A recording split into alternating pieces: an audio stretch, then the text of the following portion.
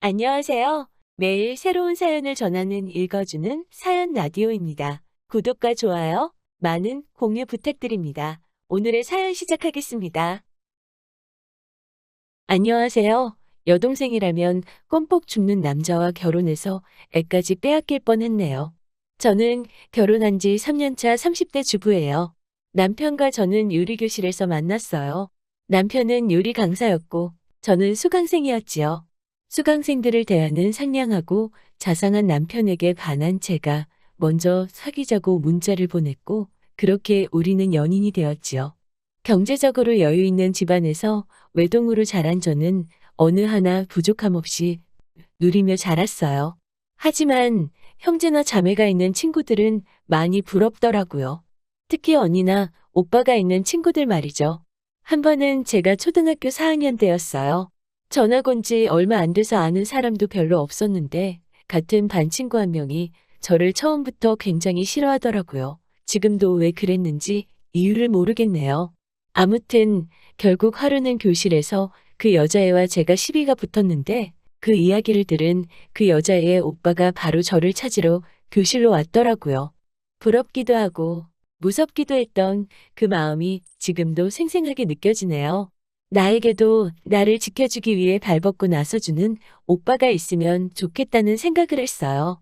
사춘기에 들어서는 부모님에게는 털어놓을 수 없는 이야기를 들어줄 언니가 있다면 참 좋았을 텐데라는 상상을 줄고 됐네요.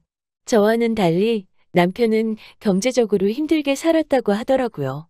불의의 사고로 아버지가 일찍 돌아가셨기 때문에 어머니는 늘 돈 버느라 바쁘셨대요. 그래서 남편은 10대 시절부터 어떻게든 가족에게 보탬이 되고자 노력하며 살았다고 하더라고요. 지금은 나름 성공한 요리 강사이지만 남편이 요리를 시작하게 된 이유는 남편이 요리를 좋아해서가 아니었지요. 일단은 외식을 하기 어려운 살림살이지만 가족에게 맛있는 음식을 원 없이 해주고 싶다는 꿈이 있었고 먹고 살기 위해서는 기술을 익혀야 한다는 현실적인 이유가 있었기 때문이라고 하더라고요. 남편에게는 6살 차이가 나는 여동생이 있어요. 남편은 여동생에게 참 급지네요. 남편의 아버지가 돌아가셨을 때 여동생은 겨우 4살이었기 때문에 아버지의 사랑을 제대로 받아보질 못했다며 남편은 늘 여동생을 안쓰럽게 여기더라고요. 그런 남편의 모습에서 저는 제가 바라던 오빠의 모습을 봤지요. 그래서 남편과 결혼하면 남편이 저에게도 이런 관심과 사랑을 주리라 믿어 의심치 않았어요. 그리고 늘 혼자라고 생각했던 제 인생에 오빠 같은 남편과 여동생이 동시에 생긴다고 생각하니 기쁜 마음이 컸고요. 사람들은 아가씨와 올케는 영원히 가까워질 수 없는 사이라고 말했지만 저는 우리는 다를 거라는 막연하지만 확신이 있었지요. 지금 생각해보면 제가 얼마나 오만했었는지. 일단 아가씨는 저희를 정말 잘 따르기는 해요. 남편한테는 아빠, 저한테는 엄마라고 부를 정도로요. 자기는 일명 아가씨 집 같은 거 너무 싫다면서 제가 집안일을 하고 있으면 조금씩 거들어 주려고 노력하더라고요. 어디 놀러 갈 때 용돈이 부족하면 애교도 부리고요. 이런 아가씨의 모습에 처음엔 정말이지 조금 큰딸이 생긴 것 같은 기분도 들더라고요. 정말 좋았어요. 그런데 막상 살면서 겪어본 남편과 아가씨의 관계는 제가 생각한 것보다 훨씬 더 가깝고 친밀하더라고요. 하루는 아가씨가 어머님의 반찬을 전해주러 잠깐 집에 왔을 때였어요. 당시 저는 약속이 있어서 잠시 집을 비웠었지요. 아가씨가 온다는 소리에 헐레벌떡 집으로 돌아왔는데 신발장에 아가씨 신발하고 남편 신발은 있는데 둘이 보이지를 않더라고요. 어디 있나 생각하는 찰나 화장실에서 아가씨와 남편의 웃음소리가 나더라고요. 느낌이 쎄해서 화장실 문을 열자 남편은 욕조 안에 앉아서 목욕을 하고 있고 아가씨가 남편의 등을 밀어주고 있더라고요. 제가 화장실 문을 열었는데도 아가씨와 남편은 전혀 당황하는 기색이 없더라고요. 순간 화가 난 제가 화장실에서 나오자 남편이 오히려 저에게 애 무한하게 뭐 하는 거야? 라며 저에게 싫은 소리를 하더라고요. 결국 남편의 성화의 아가씨에게 미안하다고 하고 흐지부지 상황을 넘겼어요. 하루는 집에서 빨래를 정리하고 있는데 아가씨가 근처에 지나가다 언니 생각이 났다면서 왔더라고요. 그런데 빨래줄에 걸려있는 남편 속옷을 보더니 언니가 이거 산 거예요? 오빠는 예민해서 면으로 된 팬티만 입는데라며 핀잔을 주더라고요. 결국 그날 밤 제가 이건 너무 도를 지나치는 것 같다고 남편한테 솔직하게 털어놓자 남편이 제가 그렇게 심각하게 받아들일 줄 몰랐다면서 앞으로는 조심하겠다고 하더라고요. 그 이후로는 한동안 특별한 일 없이 잘 지냈어요. 아가씨랑 저희 부부 사이가 멀어지고 한 것도 아니었고, 그저 남편과 아가씨 사이의 유난스러운 일들이 제 눈에 띄지 않았던 거지요. 그런 날들 중 어느 날 아가씨가 소개할 사람이 있다며 저희 집에 데리고 왔어요. 어머님께 인사드리기 전에 저희에게 먼저 보여주고 싶었다면서 말이지요. 작은 카페를 운영 중이라는 아가씨의 남자친구는 누가 봐도 훤칠하고 잘생긴 외모를 가졌더라고요. 아가씨 말이 아가씨가 먼저 반해서 오랫동안 쫓아다녔다고 하는데 그 말이 이해가 가더라고요. 이야기를 나눠보니 생각보다 고지식하다는 느낌은 있었지만 아가씨가 좋다면 된 거지라는 생각에 별말은 안 했어요. 그리고 얼마 뒤 많은 사람들의 축하와 축복 속에서 아가씨는 결혼식을 올렸어요. 정말이지 모든 것이 평화롭고 순탄하게 흘러가는 것만 같았어요. 얼마 전 그 일이 생기기 전까지는 말이지요. 아가씨가 시집가고 얼마 지나지 않았을 때였어요. 남편이 아가씨와 모처럼 둘이서 데이트를 한다고 농담을 던지며 집을 나서더라고요. 제가 남편과 연애할 때부터 아가씨는 걱정이나 고민거리는 오빠인 제 남편과 단둘이 이야기를 하는 편이었기 때문에 저도 그러라 했지요. 그런데 그날 밤 현관을 들어오는 남편의 표정이 영 어둡더라고요. 제가 걱정스러워서 무슨 일이냐고 몇 번을 물었지만 남편은 말하기를 꺼려 하더라고요. 저도 더 이상 캐묻지 않았고요. 그 후로 며칠 뒤 남편이 저에게 아기를 갖자고 하더라고요. 조금 놀랐지요. 그도 그럴 것이 남편은 사실 아기를 좋아하지 않거든요. 그래서 결혼한 지 얼마 되지 않았을 때 제가 아기를 갖자고 할 때는 아직 우리가 아이를 가질 상황이 안 되니 시간이 지난 뒤에 자리 좀 잡으면 갖자라는 말로 완곡하게 거절당하곤 했거든요. 얼떨떨한 상황에서 이튿날이 되자 이제 어머님까지 나서서 갑자기 아기는 언제 가질 예정이냐고 물어보시더라고요. 막연하게 딸까지 시집 가니까 적적하신가 보다 라는 생각이 들더라고요. 그리곤 그날 점심 무렵 어머님이 집에 오셨어요. 반찬 좀 주러 왔다는 어머님 손에는 웬 한약이 들려있더라고요. 남편 주려고 가져오셨나 생각했는데 어머님은 저 주려고 지어오셨다면서 몸이 따뜻해지고 순환이 잘 되는 약이니 오늘부터 잊지 말고 하루에 2포씩 꼭 마시라고 신신당부를 하시더라고요. 그리고 두어 달이 지났을 무렵 아무리 기다려도 생리가 시작되질 않아서 걱정스러운 마음이 들더라고요. 처음에는 회사 생활 때문에 내가 스트레스를 많이 받아서 그런가라는 생각도 들었지만 한편으로는 혹시나 하는 마음이 들어서 남편에게는 알리지 않고 임신 테스트를 해봤지요. 그런데 세상에 2줄이 나오더라고요. 곧바로 남편에게 전화해 이 소식을 알렸어요. 꽃다발과 케이크를 사들고 퇴근한 남편은 제 손을 꼭 잡고 정말 고맙고 미안하다고 하더라고요. 뭐가 미안한지는 알 수 없었지만 말이죠. 제 임신 소식을 알게 되신 어머님은 저를 몹시도 칭찬하시면서 극진하게 저를 대우해 주셨어요. 몸에 좋다는 음식은 어떻게든 구해다 먹게 하시고 손발이 따뜻해야 한다면서 어머님이 직접 족욕도 준비해 주시고 반찬이며 뭐며 다 제 입맛에 맞게 준비해 주셨어요. 게다가 이런 걸 겹경사라고 하나요? 제가 임신한 무렵 아가씨도 임신 소식을 전해왔어요. 어느덧 시간이 흘러 10달을 조금 덜 채운 어느 날 극심한 산통을 느낀 저는 바로 병원으로 실려갔어요. 그리고 그날 저는 공주님을 출산했지요.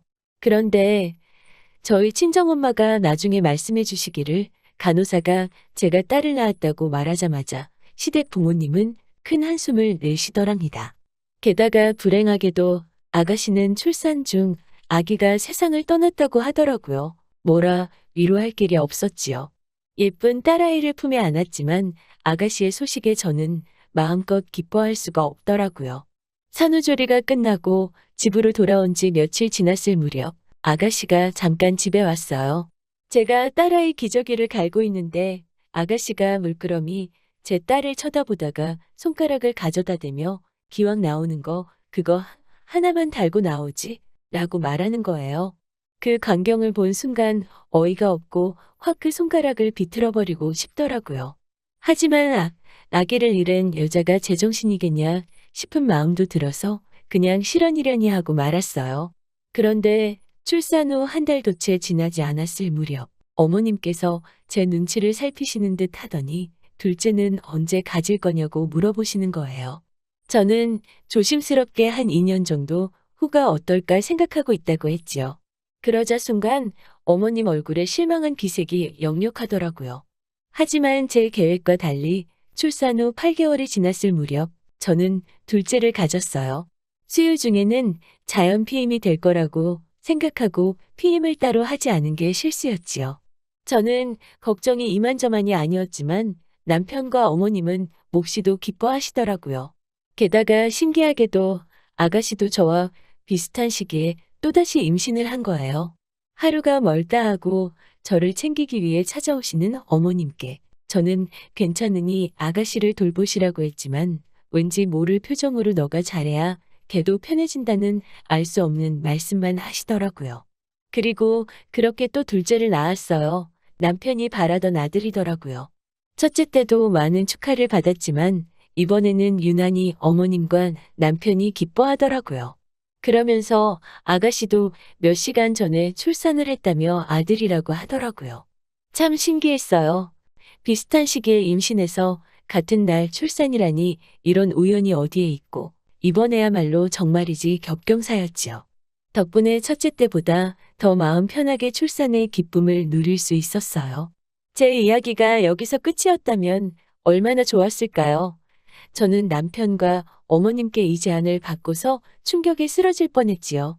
산후조리원에서 3주간의 시간을 보내고 돌아왔어요. 아이를 낳는 동안 딸아이는 친정에서 돌봐주고 계셨지요. 저녁 식사를 마치고 거실에 모여 앉았는데 갑자기 남편과 어머님은 저에게 할 말이 있다며 꼭 들어줬으면 좋겠다고 이야기를 시작하더라고요. 저는 무슨 이야기인데 그러시냐고 말씀해 보시라고 하였지요. 남편은 저에게 머뭇거리면서도 용건만 얘기하겠다 하더라고요. 상상조차 할 수 없었던 충격적인 남편의 부탁은 바로 제 아들을 아가씨에게 주자는 거예요. 어머님, 그게 무슨 소리세요? 누구를 누구한테 줘요? 아니, 애가 물건도 아니고 뭘 주고 말고를 해요? 그리고 아가씨도 아들 낳았다고 하셨잖아요. 라고 하자 너가 낳았으니까 너가 주면 걔 아들 아니겠니? 마음으로 낳은 자식도 자식이라잖니. 라며 말도 안 되는 말씀을 하시더라고요. 제가 도대체 무슨 이야기인지 못 알아듣겠다 하자 남편이 신우가 이제껏 제가 임신할 때마다 임신한 척하며 시간을 번 거라며 신우는 애를 못 낳는다고. 그런데 신우의 시댁은 손이 귀한 집안이라 대를 이을 아들을 원한다는 거예요. 그렇다고 내 애를 어떻게 줘? 말도 안 되는 소리 하지 마. 라고 하자 남한테 주는 것도 아니고 가족한테 주는 건데 가족끼리 어려울 때 돕고 살아야 하지 않겠냐고 하는 거예요. 저는 무슨 소린지 모르겠다며 절대로 못 준다고 다시는 그런 말 하지 말라고 소리를 질렀어요. 그러자 남편이 그럼 내 동생 그 집에서 쫓겨난다고 어린아이처럼 엉엉 울면서 바닥을 구르는데 그 꼴을 봐줄 수가 없더라고요. 내가 결혼한 사람이 이런 사람이었나? 그렇게 내가 부러워하던 우애라는 게 결국 이런 거였나? 라는 별별 생각이 다 들더라고요. 저는 아니 그러면 차라리 돈 주고 대리모를 쓰지. 굳이 왜 내 애를 탐내냐고 물었지요. 그러자 남편 말이 여동생이 피 한 방울 안 섞인 남은 싫고 그래도 오빠의 자식이면 자기랑도 피가 섞였으니까 받아들이기 쉬울 것 같다고 하더라는 거예요. 남편은 그 와중에 뚫린 입이라고 저에 대한 사랑은 진심이라며 한 번만 자기 동생을 도와달라고 말하더군요. 그 말을 정말로 믿고 싶었어요. 하지만 저에 대한 남편의 사랑이 진심일지라도 동생에 대한 사랑보다는 못하다는 걸 뼈저리게 느낀 저로서는 더 이상 그런 개소리를 듣고 있을 이유가 없었지요. 첫째는 제가 산후조리하는 동안 친정에서 봐주고 있었기 때문에 저는 도망치듯 둘째 아들만 안고서는 혹시 쫓아올까봐 떨리는 마음을 애써 감추고 뒤도 안 돌아보고 친정으로 왔지요. 3일째 되던 날 어머님께서 연락을 해오셨지요. 이렇다 저렇다 말씀을 오래 하셨지만 결론은 아기를 달라는 사정이었어요. 저는 도저히 안 되겠구나 싶어서 이혼 서류를 작성해 남편에게 보냈지요. 아버지로서의 책임을 유기한 죄를 묻겠다고 했어요. 변호사 말로는 위자료랑 양육비랑 양육권 다 받을 수 있을 거라고 하더라고요. 소송은 시작했지만 그럼에도 불구하고 계속해서 왠지 억울한 생각이 들더라고요. 하지만 제가 할 수 있는 게 많이 없었어요. 결국 애들의 아빠이고 가진 것도 없는 집인 건 누구보다 제가 잘 아니깐요. 그런데 정말 인생은 알 수가 없어요. 인과응보라는 말처럼 사람은 착하게 살아야 해요. 얼마 전 우연히 아가씨의 소식을 듣게 되었어요. 그렇게 지키려고 하던 아가씨의 결혼 생활은 결국 파토가 나고 말았지요. 아가씨가 임신한 척 한 걸 들킬까봐 그동안 아주버님이랑 잠자리하는 걸 피했나 봐요. 넘치는 힘과 욕구를 주체하지 못한 아주버님이 결국 홧김에 몇 번 다른 여자를 안았는데 그 여자가 떡하니 아들을 낳았다고 하더라고요. 손이 귀한 집이라 비록 여자는 마음에 안 들어도 손주를 버리지를 못한 거지요. 그런데 아주버님의 상간녀가 자기는 처분 안 한다면서 배째라는 식으로 버텼나 봐요. 결국 아가씨 시댁에서 이혼하라고 하도 몰아붙여서 결국 맨몸으로 쫓겨나듯 강제 이혼을 당할 판인가 봐요. 칠거지 아기라나 뭐라나요. 뭐 이제 저랑은 상관없는 이야기지요. 저는 이제 자식들 데리고 새 인생을 시작해 보려고 해요. 비록 오빠도 언니도 없지만 저에게는 사랑하는 친정 부모님과 누구보다도 소중한 아이들이 있으니까 더는 외롭지 않아요. 들어주셔서 정말 감사드려요. 좋은 하루 되시고요. 감사합니다. 긴 이야기 들어주셔서 감사합니다. 오늘의 사연은 여기까지입니다. 구독과 좋아요, 알람 설정해주시면 앞으로 더 좋은 사연으로 찾아오겠습니다. 감사합니다.